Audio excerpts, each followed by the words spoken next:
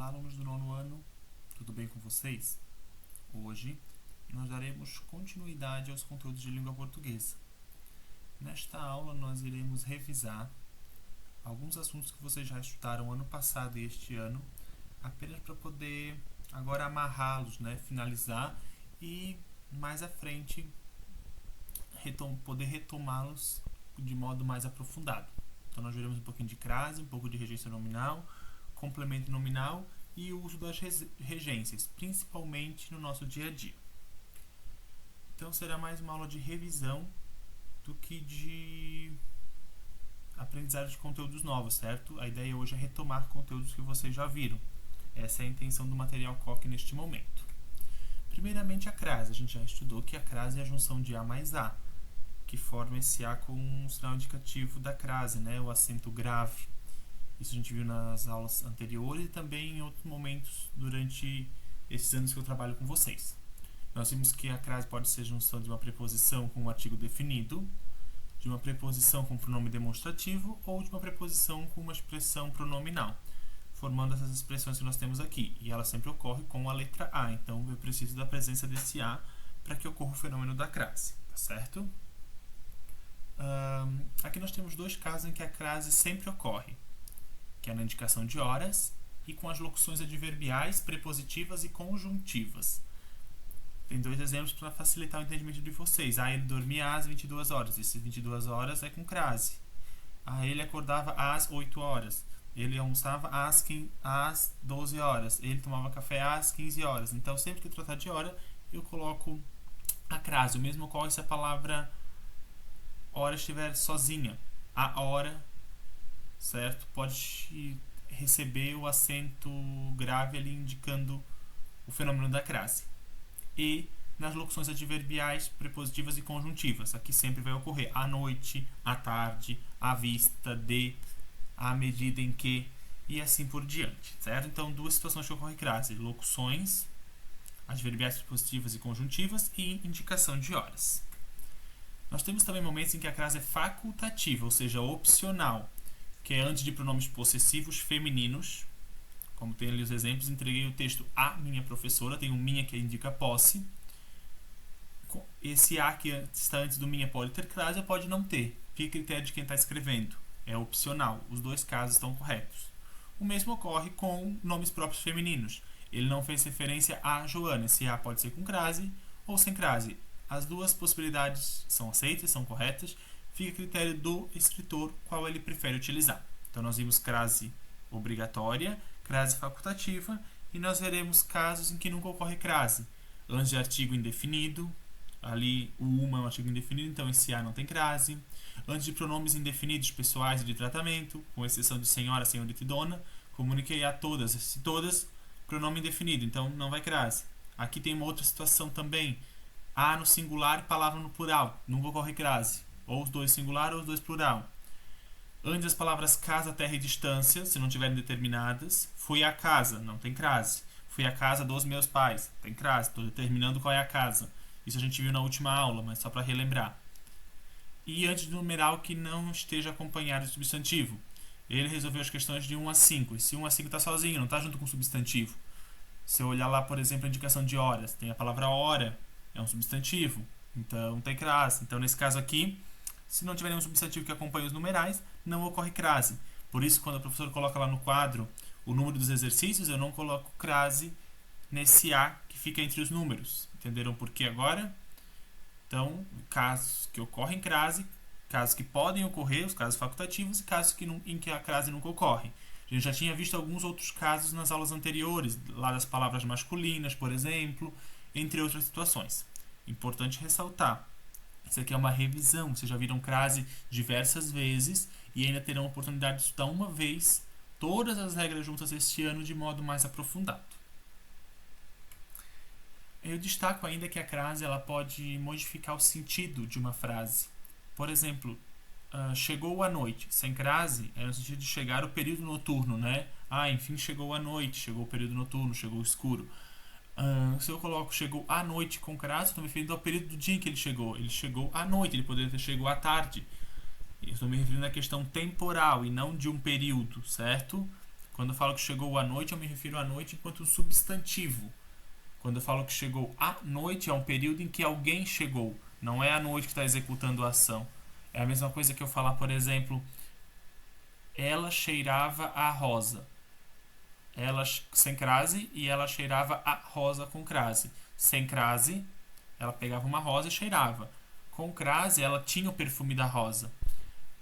Lavou a mão sem crase, lavou a mão com crase. Um de lavar as mãos, outro de sentido de ser o modo de lavar. Pegou alguma coisa e lavou com as mãos.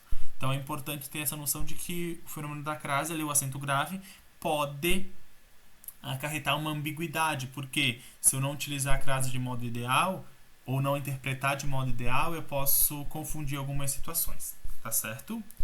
Sobre crase era isso, para relembrar. Agora nós temos regência nominal. Nós vimos a regência verbal na última aula, que era a relação entre um termo regente, que era o verbo naquela ocasião, e o termo regido, que era o objeto.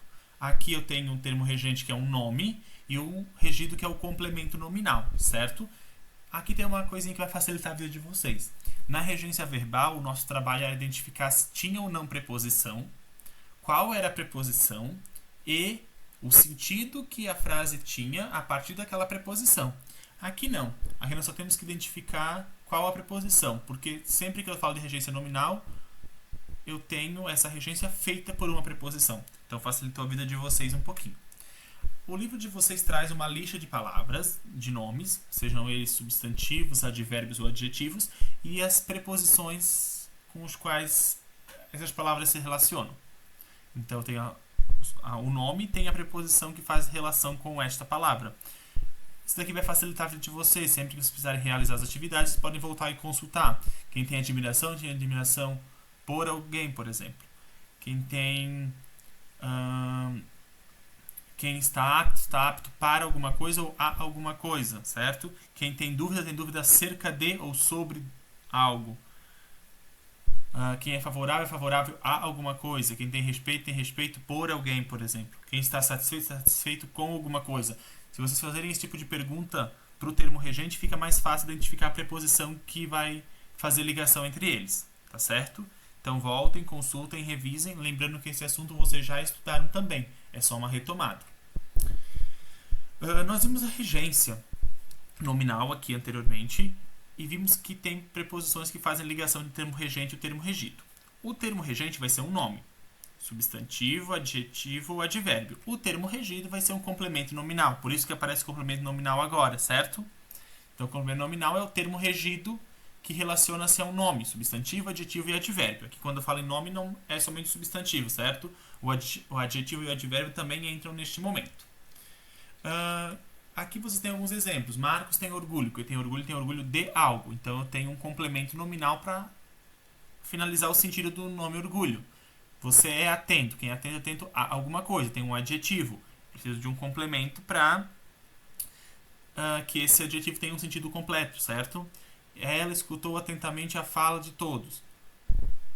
Quem escutou atentamente a alguma coisa. No caso, seria a fala de todos. Tem um complemento nominal. Perceberam a utilização de adjetivo, substantivo e advérbio. Então, eu tenho aqui caso de regência nominal, em que eu tenho um termo regente e tenho um termo regido, que seria o complemento nominal. Então, por isso que o complemento nominal apareceu aqui neste momento agora, para que vocês consigam perceber que ele é sempre o termo regido no que se refere à regência nominal. Tá certo? Importante que vocês voltem depois no conteúdo e revisem todas essas situações. Uma coisinha que eu gostaria de lembrar e que vocês também já estudaram é que o complemento nominal muitas vezes se confunde com o adjunto adnominal. Então aqui nós temos as principais diferenças entre eles. Que o adjunto adnominal ele pode não ter preposição, ele pode indicar posse, ele tem valor ativo, ou seja, pratica a ação, ele completa o sentido de substantivos concretos e abstratos.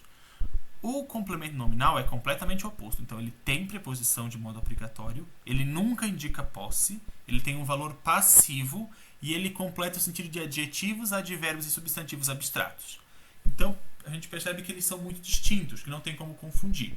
A única situação que pode causar dúvida é quando eu me refiro a substantivos abstratos, porque os dois podem se referir a substantivos abstratos. Então, quando eu tenho substantivos abstratos, eu tenho que partir para essas outras análises aqui. Ah, indica posse, não indica posse?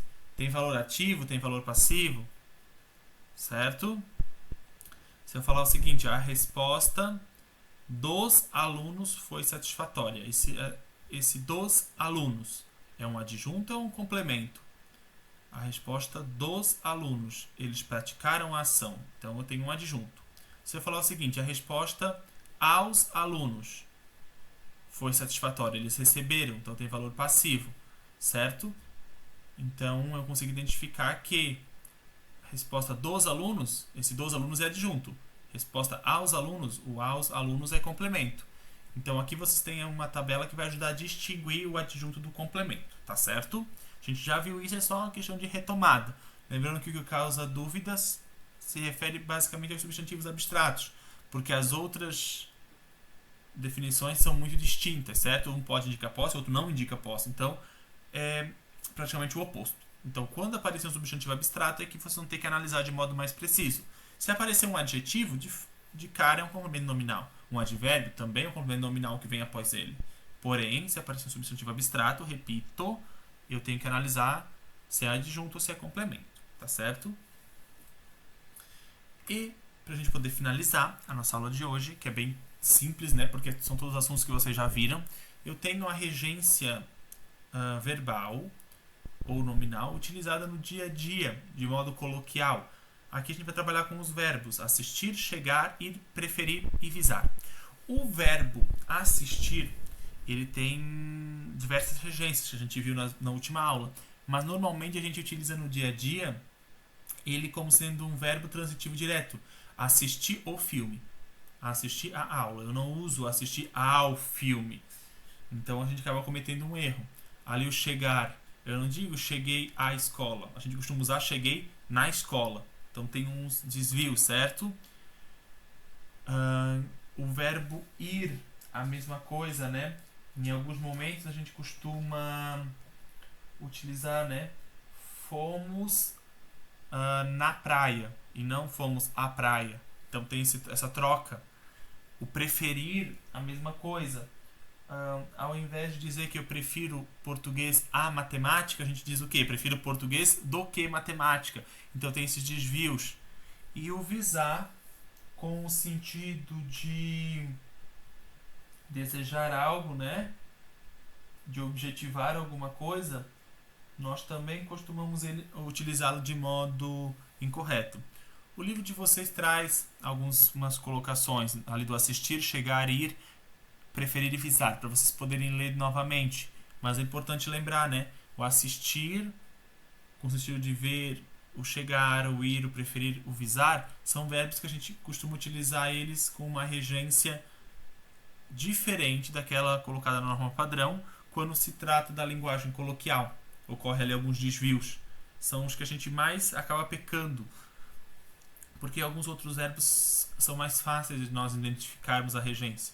Certo? Por exemplo, gosta. Quem gosta, gosta de alguma coisa. Certo? Então fica mais fácil. Agora, quando eu falo em assistir, eu tenho várias regências, vários sentidos. Quando eu falo em chegar, eu tenho outras possibilidades. Mesma coisa, eu preferir o visar. Então, é importante que vocês tenham essa noção que na variedade coloquial, popular, acabam ocorrendo desvios. Por isso que é importante ter conhecimento da norma padrão e perceber os reais sentidos de cada uma das regências para quando produzir um texto escrito ou se encontrar em uma realidade de maior formalidade, saberem adequar a linguagem corretamente. Tá certo?